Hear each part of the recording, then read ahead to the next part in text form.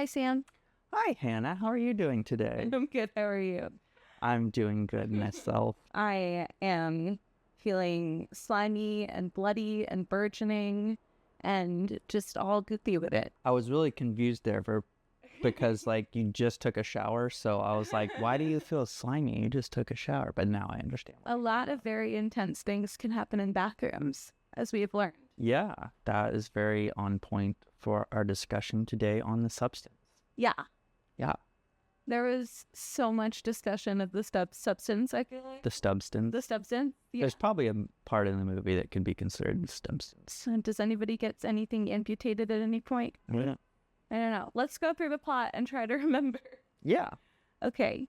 So we start out... Oh, so yeah, quick disclaimer. Obviously, if you've not seen the movie and you would like to see the movie before we are about to go through the plot real quick, then you should pause and come back and listen to our thoughts afterwards. Or if you specifically don't want to see the movie because it's really gross, then you can go ahead and listen to this conversation and we will not get too far into the gory details, or at least we won't get too descriptive about it, and we'll instead talk about the themes and references and artistry.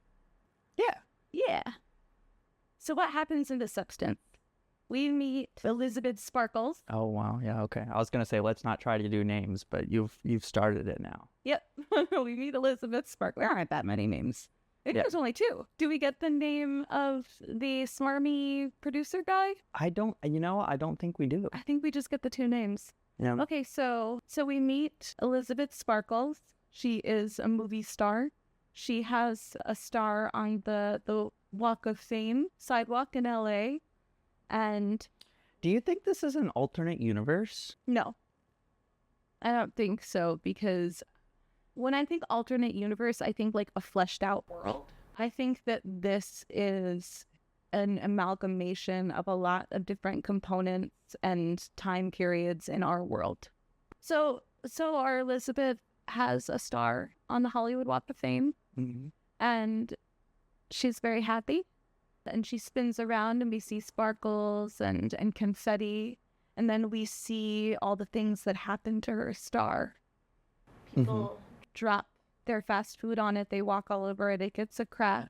Yeah, and this is after, of course, the star initially, everyone's glamorized by it. Everyone's taking pictures with it. Yeah. Everyone's seemingly fairly reverent towards it. And then the starlet gets trashed and abused. Over time. Yeah, I think it's a gradual forgetting of the star's quote-unquote importance. And then we cut away to a cracked egg in a lab, gets injected with something. Actually, that's the very first scene, is the cracked egg. Yeah, the very first scene is you just see the yolk of the egg, the egg and the yolk, yeah, and then you see a disembodied hand inject the egg with some green substance, and then you watch as the egg yolk splits into two, and the egg itself then splits into two. And now we are in the future. Well, the future of the movie, which presumably is present day in our time. I don't think so. No? Like the future? You think it's set in the future? No, I don't think it's set in any time. That's what I was just saying. I think it's timeless. But in the chronology of the movie, yes, a couple of decades past when Elizabeth got her star. She is the host of a workout program that's giving Jane Fonda, it's giving jazzercise. She looks live and gorgeous and glamorous. And also she looks like a woman in her 50s, because she is. In fact, it was her 50th birthday that day. And we finish shooting our workout show and with the tagline, "Take care of yourself," which will become very significant later on. Walk down a creepy orange hallway, go use the bathroom, and in walks our smarmy producer, talking on his phone while Elizabeth uses the bathroom. So the reason they're in the same bathroom is because the movie's very gender inclusive and all the bathrooms are gender non. Oh, really? No, I was totally kidding. Oh. Yeah, no, I think, what is it? Like they're doing... Oh, the women's bathroom is being cleaned. Right, so she walks into the men's bathroom real quick, goes into a stall, and then great camera work throughout this movie. you see Elizabeth, you see it from the perspective of the very end of the bathroom. So you see Elizabeth walk in and walk into a stall. There's the camera's still in the same frame. Where the mirror is? Not the mirror where you wash your hands. No, it's like at the opposite, like at one end of the bathroom is the door to the bathroom where you walk in. The other end is just the other end of the bathroom. And you can, if you're not familiar with a male restroom, you can imagine a line of like urinals that then the camera's at the end of that line of urinals. Sure. And so, yes. So we see Elizabeth walk in, go into a stall, and then maybe like not even 30 seconds later, we see her producer come in on the phone and using a urinal. And it's all in the same frame and there's no cut. Yeah. So I think it's a great dichotomy between Elizabeth walking in to use the restroom and then her producer coming in. Very two distinct personalities. Yeah, you notice the difference between how they carry themselves. She is making herself small and unobtrusive and not taking up a lot of physical or auditory space. And he is the opposite of that in every way. He comes in like a storm and he talks very loudly and very obnoxiously about how old and dried up and ugly and useless she is. And she hears him decide that he needs to get rid of her, get something newer and younger and fresher. And then we see the two of them at lunch. And this is one of the most memorable images from the movie for me. And I think for a lot of people, he's eating his crawfish so disgustingly. He is just getting flesh and shell and butter everywhere. There's a lot of gross, fatty food going on in this movie. And he says, he's explaining to her that she's being let go. And she says, he says, when you turn 50, it goes away or you lose it. And then he gets distracted.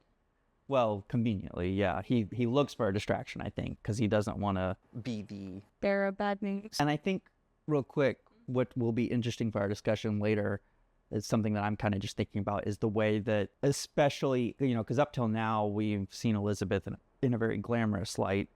And up till now, we've seen a very almost vile version of this male producer, both in his mannerisms, his discussion on the phone.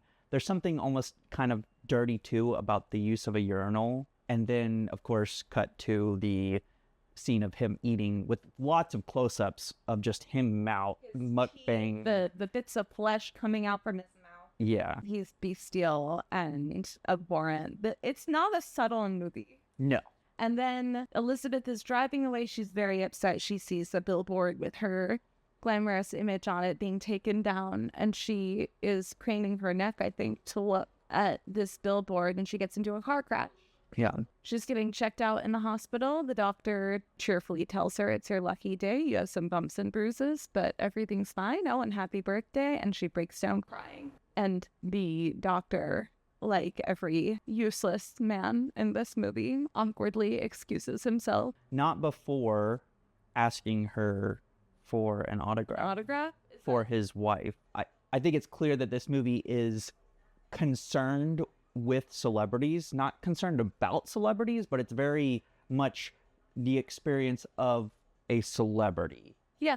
In this aging process, and obviously a female celebrity. So this absolutely beautiful male nurse, strikingly, uncomfortably, otherworldly beautiful, piercing blue eyes, cheekbones that could cut glass, coldly examines her spine, mutters to himself something about her being the perfect candidate. He hands her a card for the substance. He says, it changed my life. She leaves the hospital. She runs into this awkward, bumbling guy who introduces himself as somebody who she went to high school with, calls her, the most beautiful woman that he's ever seen. She puts on her best customer service smile, gets through the interaction, takes his phone number, and then proceeds to get sloshed at an upscale bar. Lots of red velvet carpeting and seating. It's looking very like 50s glam.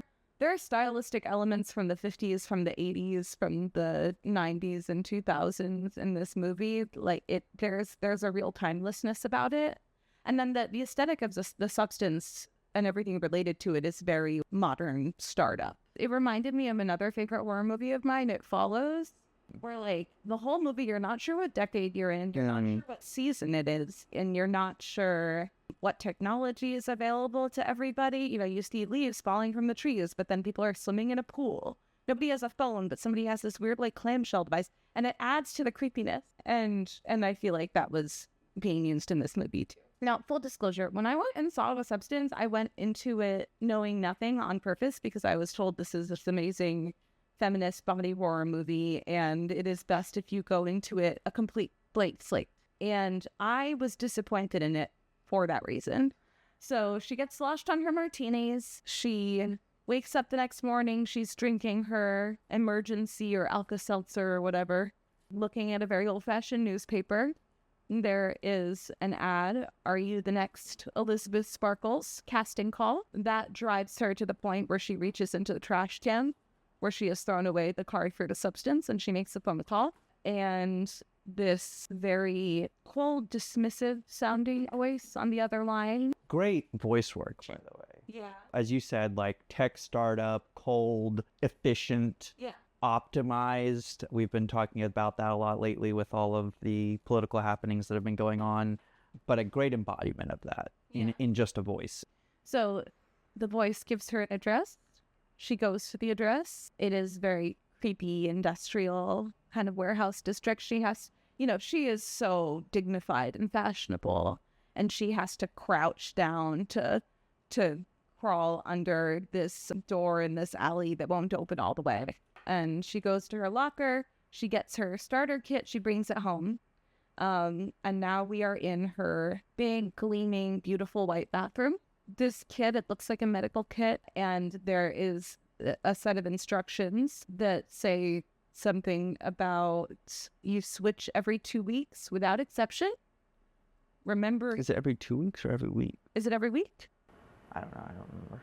And remember, you are one. And in this sequence in the bathroom, we see her undergo this medical procedure she's doing to herself. Injecting herself with a green substance that she has no way to verify the actual validity of its components. Yeah, and she seems kind of skeptical. Yeah. And she falls to the ground.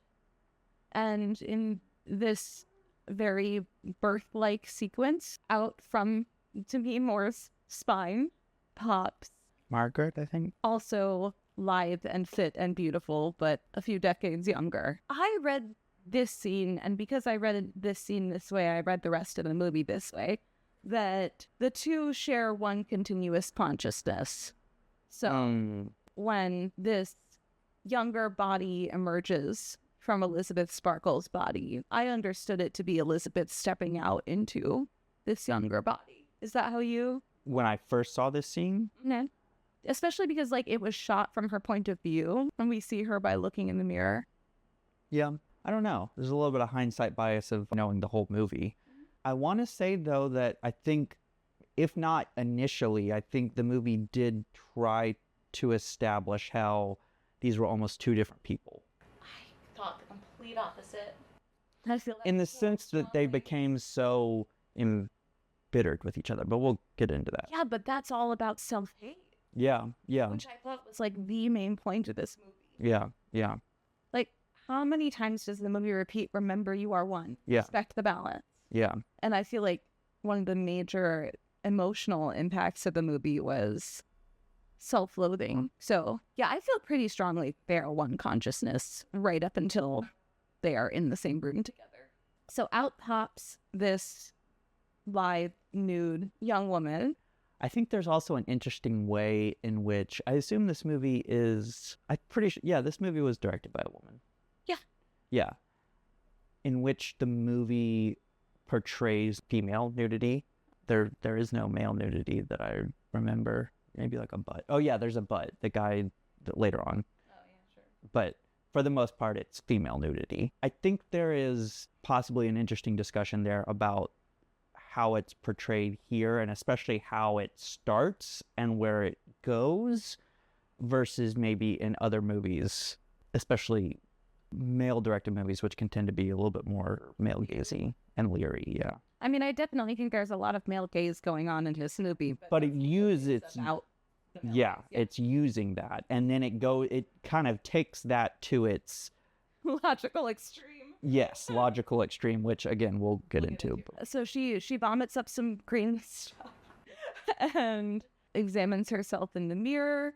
She sets up. I said this to you while we were watching it. It struck me how much care she took with the elder Elizabeth Sparkle's body. She gives her the IV and the food for main self. She tucks a pillow or something underneath her head. She lays her out comfortably, brushes her hair out of her face, and then makes her way out into the world and to the casting. Well, also don't forget that maybe I don't want to get too much into the body horror, but she also has to stitch up that hole in her back. At the spine, yeah. Oh yeah. This is a body horror movie. Yeah. And that's a theme that you and I keep on coming back to in our conversations about it. Is a lot of the people who took issue with it, their main issue seems to be it's a body horror movie, to which we say, yes, it is. That is the kind of movie that it is. Mm-hmm. And if that's not what you like, you will not like it. But I don't really think it's fair to hold that against it. Yeah. You know, I don't watch a Fast and the Furious movie and walk out disappointed and say there was a bunch of car crashes in it. Yeah, that's what it's going to be. And so there's a conversation to be had there about highbrow, lowbrow art and horror's place in the hierarchy of cinema.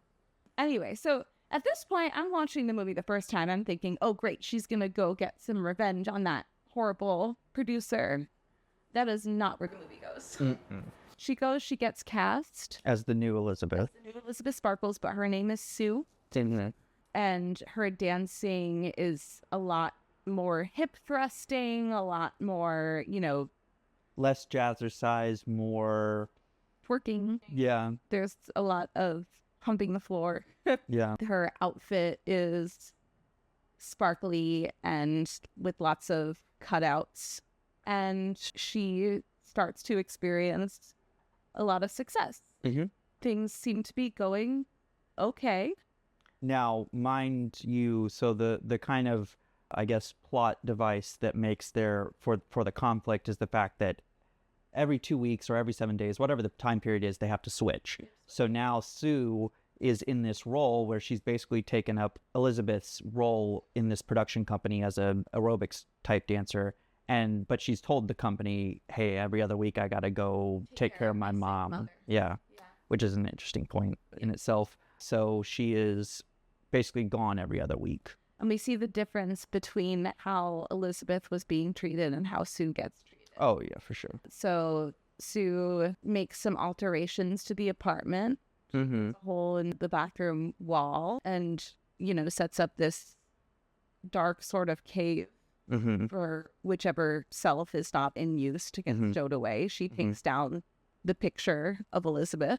And as she's doing all this construction, her kind of goofy, bro-y neighbor comes knocking to complain and gets one look at her and becomes like immediately deferential and flirty. Yeah, it's definitely the old cartoon. Awooga, hamina. Yeah, boy. Boy. But, he comes in guns a-blazing because he's expecting to talk to Elizabeth. Right, a 50-year-old woman. Yeah.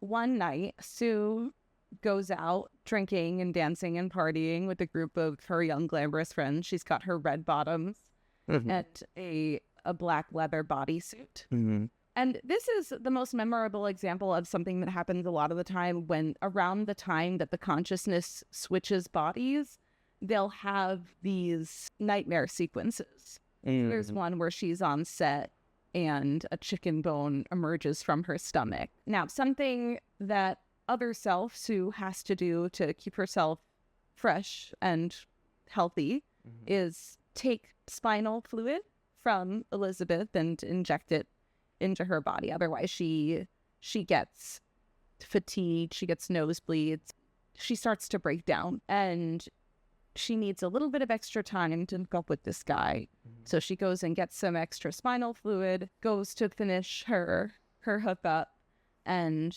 as he unzips her black bodysuit, we see just like all of this viscera fall out from the zipper. And it's not something that actually happened. It's a nightmare sequence, and we wake up as Elizabeth again. And when we wake up as Elizabeth this time, because Sue borrowed extra time from Elizabeth. More than the week. Yeah. But not by much. Now her index finger looks wrinkled, arthritic. The nail is discolored. There's some visible veins and bruising. Clearly it has been aged. An aged finger. And she is horrified and so self-conscious. And she calls the substance company to complain. They explain what has done cannot be undone, and you need to respect the balance. Mm-hmm. And she goes to pick up her supplies from the substance. And they ask her if she wants to stop. Yes. They ask her if she wants to stop, and she says, will my finger go back? And they say, what is done cannot be undone. You can end your experience now as is. Mm-hmm. And she declines. Mm-hmm. We just need to respect the balance. And she's reminded again, you are one. Mm-hmm. She goes to pick up more of her supplies, and in the diner she runs into an old man who is clearly the nurse who recruited her in the hospital. Same piercing blue eyes. And he says some really poignant things to her, including, has she started chipping away at you? Yeah. Mm-hmm. Referring to Sue. Has Sue started chipping away at Elizabeth? And in this outing, she also runs into the same man who Sue was hooking up with the night before. And that man is really rude to her. So we're seeing ageism and sexism happen to her. And instead of feeling resentful toward the world, she feels resentful toward Sue, who is, of course, her. Which is something that I think a lot of women can probably relate to. In the most memorable scene in the movie for me and for a lot of other people, she calls the man who she ran into outside of the hospital, who she went to high school with, and they agree to meet for a drink. And she puts on this beautiful red dress, some long black gloves because she's self-conscious about her finger. She puts on this gorgeous makeup, and she's about to head out. And then she starts fussing with her makeup and her outfit. And she's just getting later and later to this state as she keeps on manipulating and then eventually abusing herself. She can't bear to show her face. And that's when you know it's kind of over for her. She starts spending her days watching TV and gorging herself on food that does not look remotely appetizing, but looks very fatty and meaty. There's a lot of gristle. There's a lot of fat. There's a lot of globules. And she starts leaving messes for Sue to have to deal with. And Sue, in turn, speaks unkindly about Elizabeth on a late night talk show and borrowing more time from Elizabeth as Elizabeth's physical condition continues to deteriorate. By deteriorate, I mean more patches of her look more aged, arthritic, hair graying. Her joints look stiff and bent until eventually Sue decides to just keep Elizabeth in the dark room indefinitely. Meanwhile, Sue's career is taking off. She is set to host the New Year's Eve show. Which is an interesting scene, too. It's about this time. Sue's been doing this for maybe a month now, switching back and forth. And so Sue has become a hot topic. That's why she gets the New Year's Eve show, because of the show's ratings. But there's her show gets moved to more prime time. Right. There's a very interesting scene where, and this is where Sue starts breaking down. It's around the time when Sue starts having the nightmares of body dysmorphia. The scene with the chicken bone where she feels like something poked out of her. And so they're in the middle of filming something, and then she starts to freak out all of a sudden. And then they're like, oh, well, let's rewind that and take a look, because someone's like, I think they saw something. And she's asking for a robe. Yeah. Gets really demanding of a robe. She doesn't want her body to be showing Yeah, and so everyone turns to the big screen, they zoom in on her butt. It's taking that initial glamorizing of the male gaze into like just this magnification to the point of obscenity. Yeah. And I think it's a great example of how even someone young and deemed so conventionally attractive can still have these body dysmorphias. Yes. Yeah. Neither of them truly feels beautiful and safe in their own body. Right. And no amount of adoration and success can make her feel beautiful and safe in her own body. And when she's fully broken down, her nose is bleeding, she's got a switch, and she's got this very handsome boyfriend over. This was the scene that I was laughing my butt off at, and you were not really. I thought it was so interesting that I laughed so hard at this scene and you did not. And then there was another scene later on that you were laughing at and I was not. And it's, you know, this muscular, glistening bro that is clearly her boyfriend is there, and she switches bodies and he's knocking on the bathroom door, and Elizabeth wakes up, you know, just like fully bald, very wrinkled, hunched over, stiff limbs, and she looks like she doesn't really no person would really look like that unless they were really not cared for. And he knocks on the door and say, babe, and you know, she snarls at him. I thought it was so funny, and he eventually, you know, leaves. And this is when she has reached the end of her line. She says, I want to stop. Calls the substance and says, I want to stop. Yes, I want to stop. And they say, we're sorry that you didn't enjoy your experience. And give her an injection that she can use on Sue in order to terminate the shared consciousness double body experience. And it was by this point that I was feeling iffy about this movie because of the way that it used imagery of physical disability as horror. You see limbs that are bent, disfigured, deformed, joints that are fixed in a position that you're not accustomed to seeing joints in. And this is supposed to be horrific and terrifying. There's one shot in particular that I found kind of laughable. It was Elizabeth in the shower, and the camera panned up her body, and it was just showing an aged body, and it was playing this like kind of psycho music. It was like, isn't this horrific? And I was just thinking, I mean, no, it's just an old lady's body. It's fine. And we'll get into a conversation about it after we finish the plot summary, but it seemed like the movie was using disability a lot without having much to say about disability. It had a lot to say about self-care, about sexism, about objectification, about self-love and self-loathing. But in order to say those things, it was using images of disability without really knowing what it thought about disability. I thought. Maybe other people have a different take on that. I haven't really seen any commentary about the substance that talks about disability at all, which I think is a pretty major, forgive my unfortunate phrasing, but blind spot in the discourse about the substance. Oversight. And so anyway, she's ready to inject Sue with this terminating thing and changes her mind at the last second. She says, you're the only part of me that's lovable. Sue wakes up, and the two of them have this brutal fight. This was the part that you were laughing at. Yeah, it's a great example of a great fight scene because there's more going on than just two people fighting. It's really progressing the plot here. You know, we're seeing the tension that has been building between these two selves of this person literally come to a fist fight, no holds barred. I mean, they are beating the crap out of each other. And like that you're hearing sounds similar to if you were to take one of those hammers that used to tenderize meat and just like pound away at a piece of steak. Picture that, but it's somebody's face getting punched. Yeah.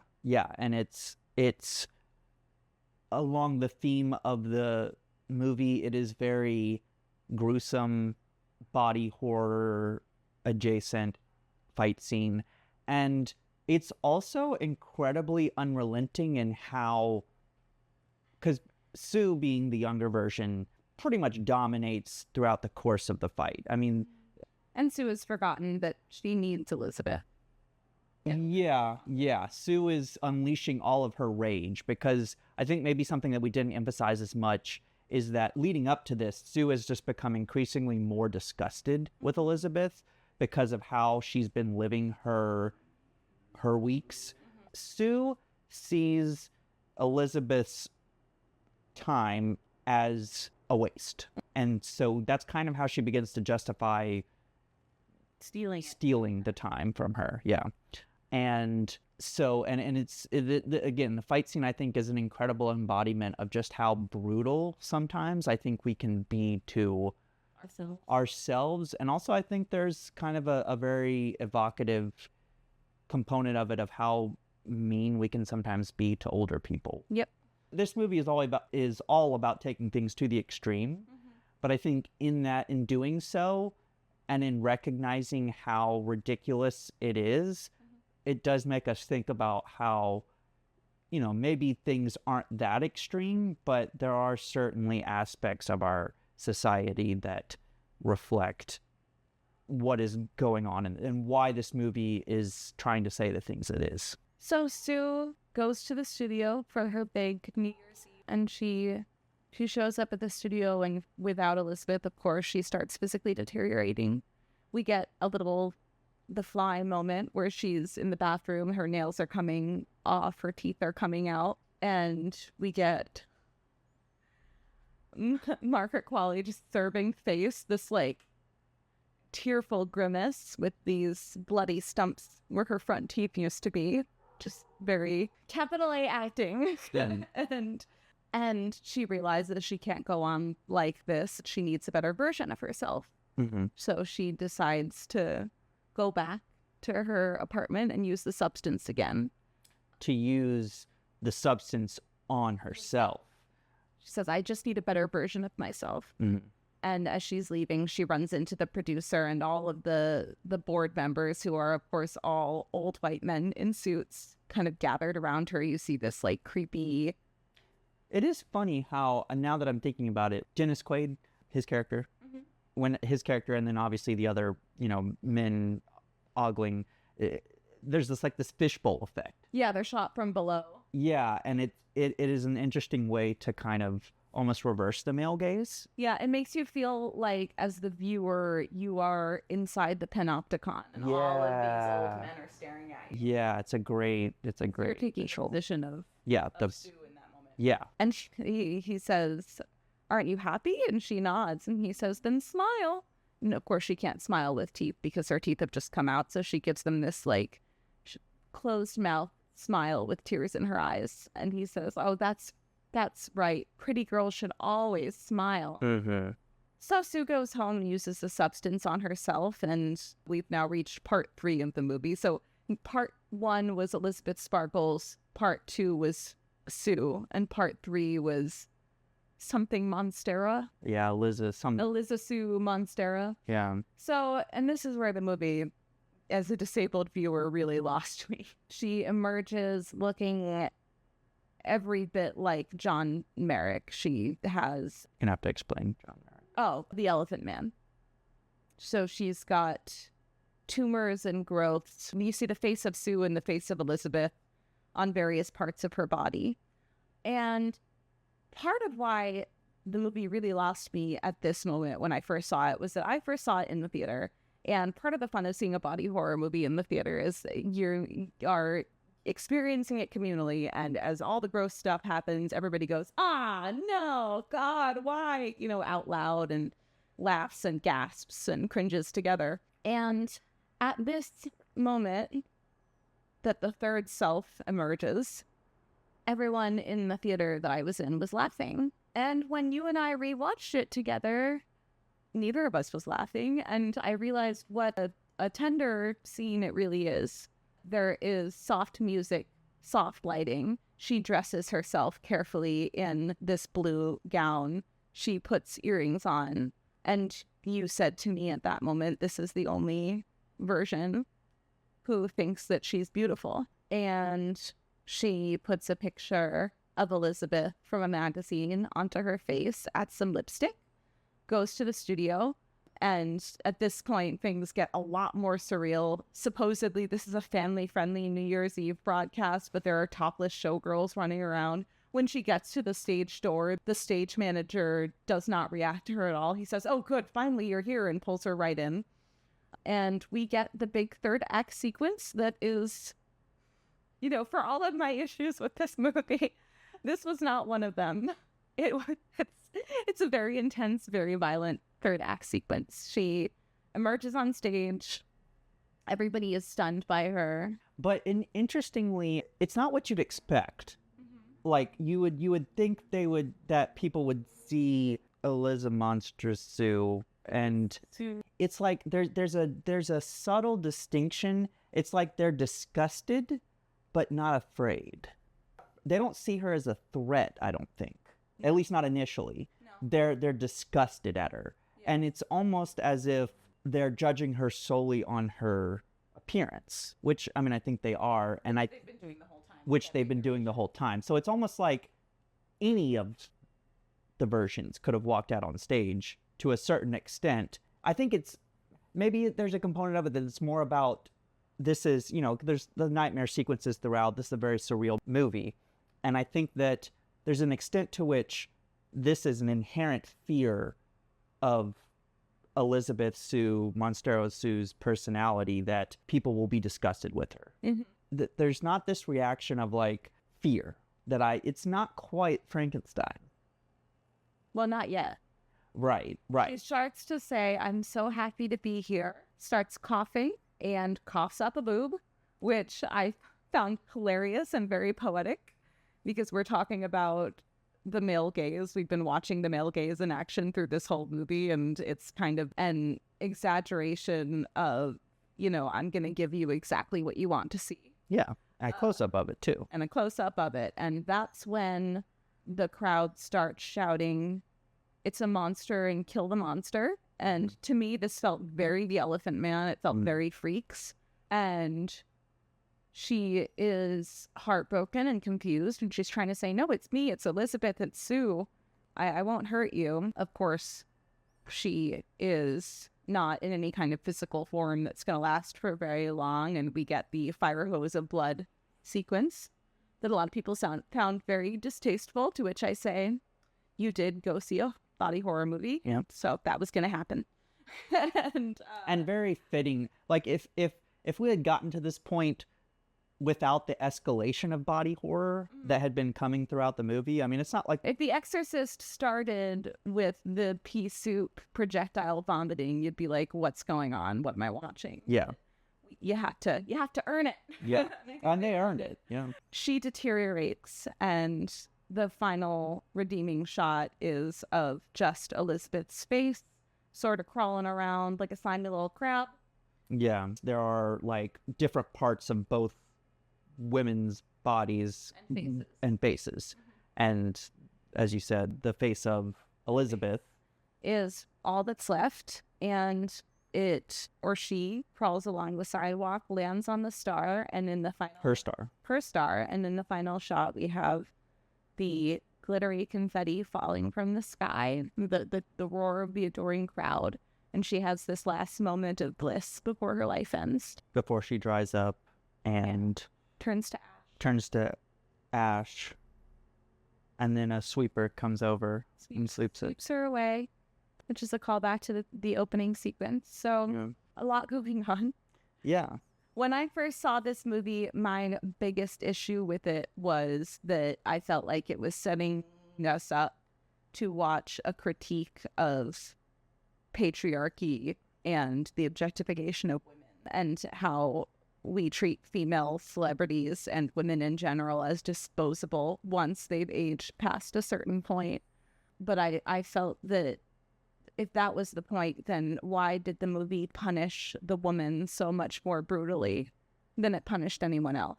I on second viewing didn't feel that way anymore. I was ready for what the plot was going to be.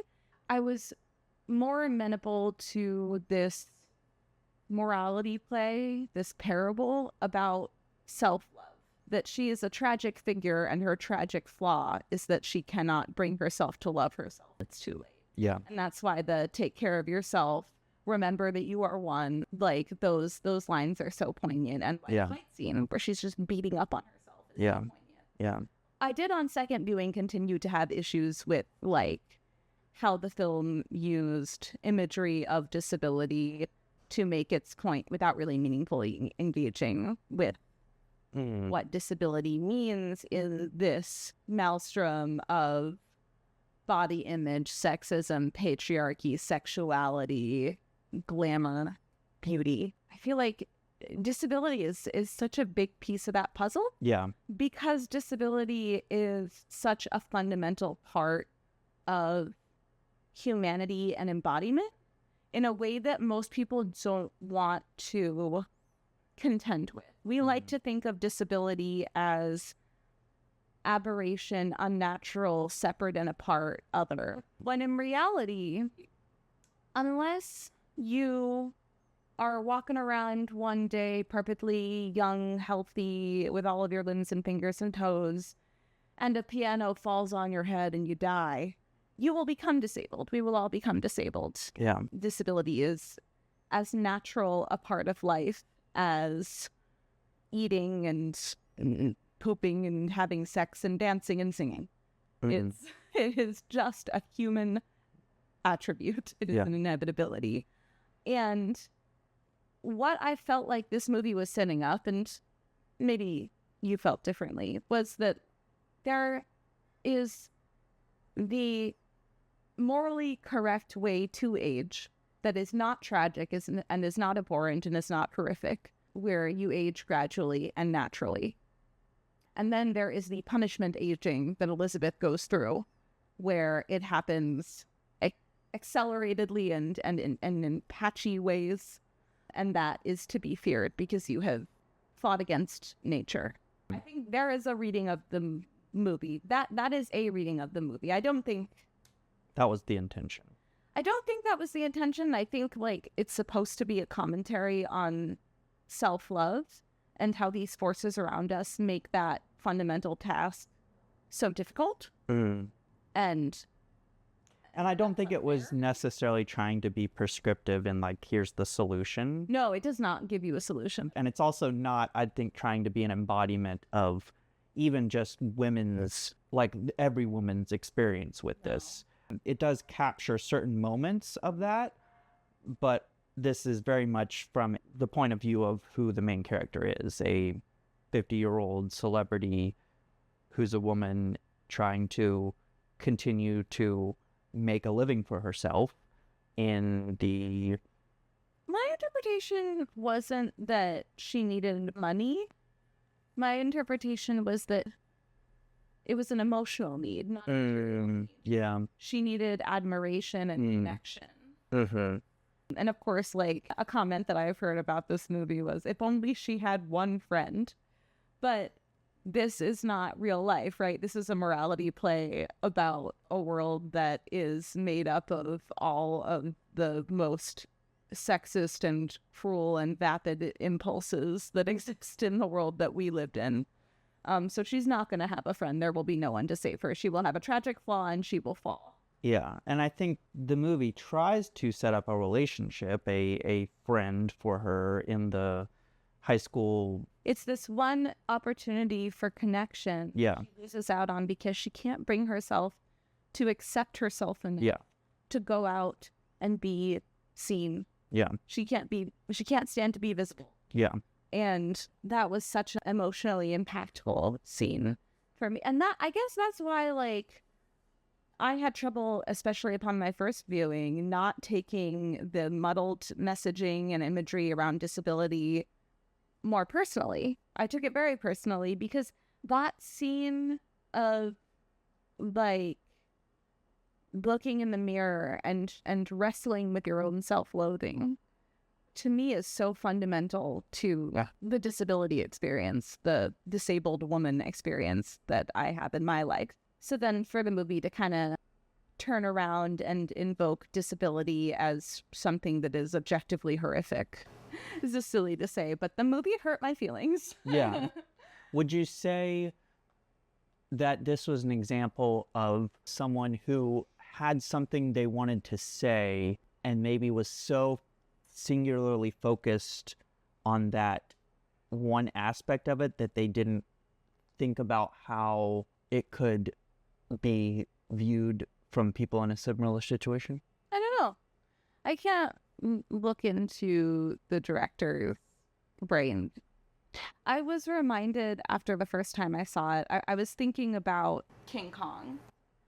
King Kong is a movie about a giant gorilla who is brought to another continent and destroys a lot of it and develops a friendship with a human woman. And when I describe it that way, you would say, okay, that doesn't really sound like it would be about race. But anybody who knows anything about King Kong knows that it's about race. It is about racial anxieties. It is about fear of like the dark jungles of Africa and the primitive bestial lives that exist there. And like you can understand it to be a pretty racist movie, even though it is not, in fact, about Africans.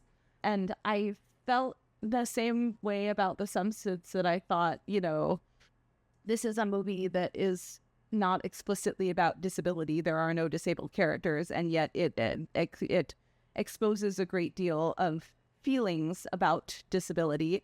And perhaps in 10 years and 20 years, with more evolved eyes, watching this movie, we will see, you know, the same way that modern viewers watching King Kong can say, this movie has a lot to say about racial anxieties. We would maybe watch The Substance and realize this movie has a lot to say about disability anxieties about disability and aging and disabled bodies. Yeah, that the creative directors didn't necessarily intend. Yeah.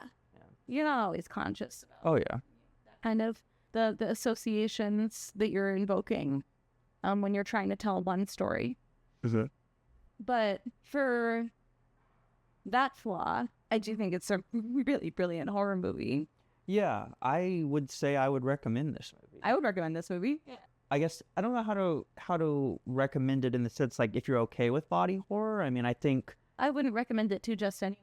I would say if you like your Cronenbergs, your Carpenters, your Goop and your Slime, then go ahead and watch The Substance. Yeah, certainly if you are a body horror fan, I think you will enjoy it.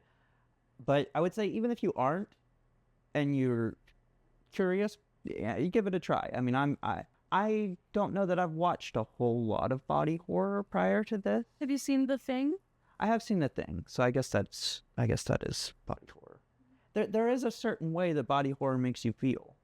It's like watching a train wreck. Yeah. Where it's like you want to look away, but you don't want to look away. Different things get to different people, you know? Yeah. I cannot watch someone pull their nails out. I can't watch nails getting peeled off of fingers or toes. I will have to look away.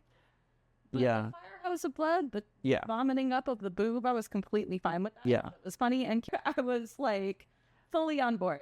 For me, it's the needles getting injected. I'm very much, I don't like needles. Which I think is so funny because you are a pharmacist who gives people vaccinations. Yeah, there's an interesting thing to unpack there that we don't need to do here necessarily, but certainly since giving a bunch of vaccines, I've become a lot more okay with it. But there's still something about the way in which movies often just casually depict people injecting themselves with things that I could never see myself doing, just taking a needle and injecting it into my vein. That takes it to another level. But I mean, you know, body horror wouldn't be fun if we weren't squeamish. Yeah. The fun of it is to be uncomfortable, scared, unsettled, grossed out, and to experience that with other people. And like, I guess one of the last things that I wanted to talk about with regard to the substance was how polarizing it was, and how a lot of the critics and viewers who really hated it, I think because of the genre of movie that it was. They wanted it to be a feminist art film. I think it was a feminist art film. It was also a schlocky body horror movie. I don't think those two things are contradictory. No. But I think there is a... And there was great care and attention that was put all throughout this movie. Right. I would well, say almost too much. Yeah. It was a little long, it was a little referential, but it wasn't subtle, it wasn't nuanced, and if it had tried to be subtle and nuanced, it would have made a different movie. Yeah. And I think it's interesting which genres of movie are considered lowbrow art and which ones are considered high art. Romance and comedy and horror tend to be thought of as lowbrow, trashy. And, dramas and epics get... War movies. Oh, yeah, we love a war movie. We love a super special, brilliant genius boy who is dealing with a moral dilemma. But I think, something that the genres that are considered lowbrow have in common is they appeal to women, or they deal with the body. Horror is violent, and you will see a lot of mutilated bodies in horror movies. And I think through visceral images and visceral storytelling, we can get to a lot of deep truths and a lot of strong emotions. And, what could be better than that for filmmaking? But yeah, why do you think that is, that we can consider that to be cheap? We consider it to be schlock. I was going to say the same thing as you. I don't know if it's because I've heard you say something similar before, but yeah, I think the looming legacy of patriarchy and the male influence on all of society is still at play here, even in 2025, when we're looking at how movies are received by the general public. I remember on our first date, you asked me if I've ever read The Second Sex by Simone de Beauvoir, and I said, yes, have you? I was surprised that such a handsome man would have read a piece of French feminist philosophy. Yes, because handsome men can't read. Not feminist philosophy. Oh. Handsome men read books about, I don't know. The art of war. Or biochemistry. I also enjoy a good biochemistry. Oh, well, good for you. But, the central thesis of that book is that womanhood is mired in the body, and manhood is transcendent. Yeah, transcendent of the body. It's ideological, it's intellectual, it's rational. And maybe something about horror movies being so mired in the body, threats to the body, that makes it feel lowbrow and anti-intellectual. Mm-hmm. That mind-body split, then it is like a very gendered split. Mm-hmm. Very, very interesting. I think a great discussion we've had here. So watching this movie now, how do we go about living and loving in a society? Yeah, how can we use what we learned from the substance to act in a more loving way? Yeah. In society. I think the substance is all about how fundamental self-love is, especially if you are part of a marginalized group, if you're a woman, if you are aging, if you are disabled. Nobody can possibly love you enough. You cannot get enough adoration from the world around you in order to fill the void that is left by the absence of self-love. That was the main takeaway from the substance, is that if you cannot love yourself, you will suffer. It is unfortunate, it is unfair that we live in a society that makes it so difficult for certain people to love themselves and so easy for other people to love themselves. But that doesn't make the work of self-love any less necessary for survival. And I also think that when marginalized people can effectively and visibly love themselves, it makes it easier for other marginalized people to do the same. And so I think my takeaway from the substance is that I will continue to strive to love myself, to love my female disabled body, and be unashamed to vomit up a boob proudly. Yeah. How about you? I don't know that I can top that. I think the other point that we really hit upon, and that I think will, at least for me going forward, when I think about the substance and the ways in which it'll weave in and out of my consciousness for the rest of my life, I will think about our discussion of it, and especially how you have pointed out how it had so much it wanted to say, and that it did say, and that I think it fairly effectively conveyed about the experience of aging as a woman. But in the process of doing so, it may have marginalized other groups. Is that kind of, at least like used pre-existing attitude toward disabled people yeah, in order to make a point about the experience of aging and aging? yeah. So I think that's, to me, that's just a great example in the broader sense of how we can have, because I think some of the discussion that was the popular discussion about this movie was about whether it was really good or really bad. I think that's maybe too simplistic a way of looking at it. I think there were elements that were really good, and there were some elements that were problematic. Yeah, I think it was really good, though. Yeah, no, I enjoyed the movie. Yeah. I had no trouble rewatching it with you, like, what, a month or two after the first time I watched it. No, but it is an intense experience. I remember I FaceTimed you after the first time that you watched it. I just happened to call you right as you were finishing it, and the look on your face. Yeah. I have just seen some things. Yeah, no, I did forget that, how intense the first viewing of it is. The second viewing, you're going in at least knowing. And if you just listen to this whole episode and are now going to go watch it, you'll probably won't have as intense of a reaction. You'll be prepared. You'll be prepared. Yes, although, I mean, honestly, if you're sitting down to watch a body horror movie, you should know that there's going to be a fire hose of blood at some point. Yeah. This will probably not be the only body horror movie that we review. Oh, absolutely not. Let's watch The Fly. Yeah, let's do it. Let's not watch The Thing. I would need a notebook to keep track of all the dudes in that movie. All the dudes? So many guys. Oh. I enjoyed The Thing. I liked it. Yeah, there were like 20 guys. There was a girl in there too. My problem isn't that they were men. My problem is that there were too many of them. Ah, okay. Yeah. All right. Good job watching and then discussing the substance, everybody. Yeah, I hope you have a great rest of your day. I love you. I love you too.